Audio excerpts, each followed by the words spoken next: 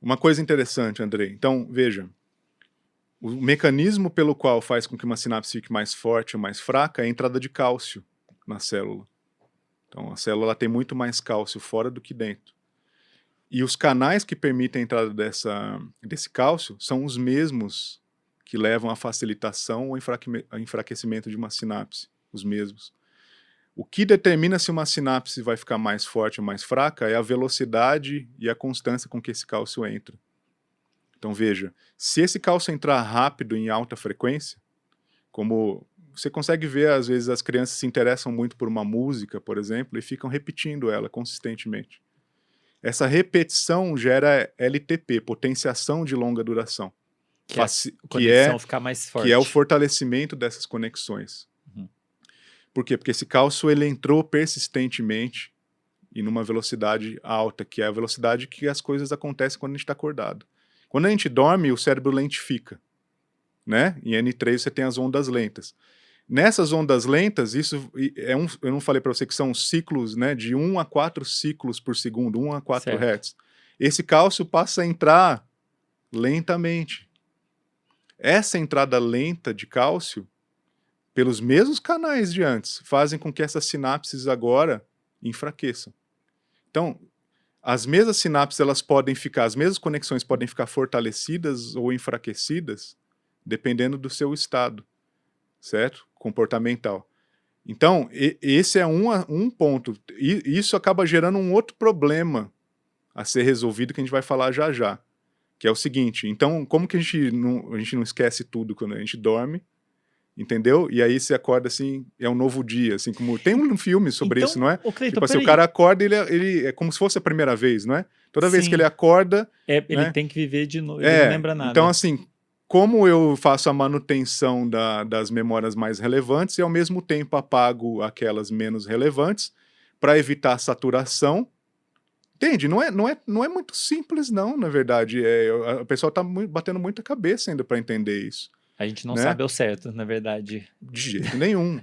Eu estava esperançoso que você fosse me falar agora, porque eu fiquei curioso com esse ponto que você colocou de, durante o sono profundo, né, que tem essas ondas lentas, você tem, na verdade, então, um enfraquecimento das conexões dos neurônios. Isso chama ajuste homeostático. E aí eu imagino que as conexões que se tornaram bem fortes enquanto você estava acordado, elas são enfraquecidas, mas não a ponto de serem desfeitas e você perder aquela memória, vamos colocar assim, mas aquelas conexões que não são tão fortes, elas ficam mais fracas e talvez sejam desfeitas?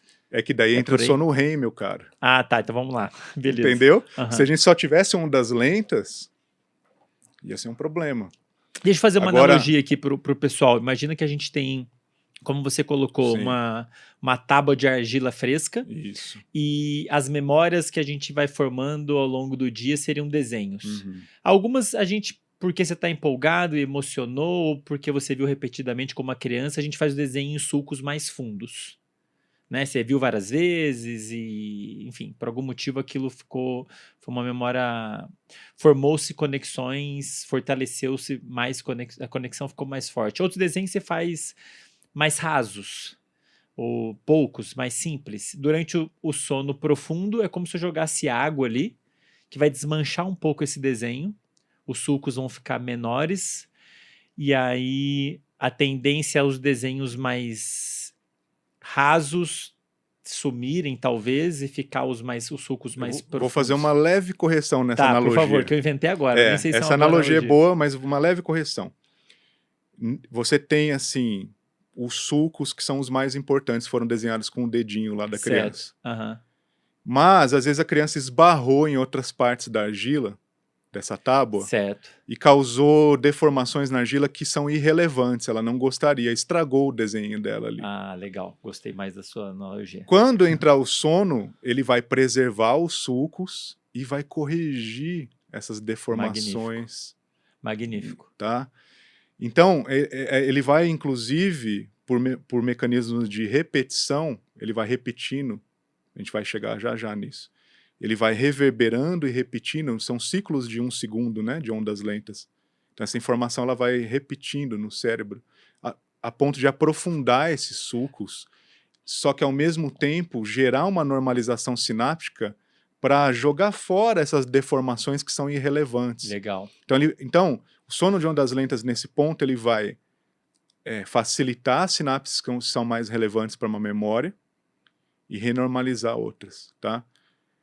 Mas como que ele vai facilitar essas memórias se, na verdade, de maneira global, ele está fazendo um ajuste sináptico para baixo, certo?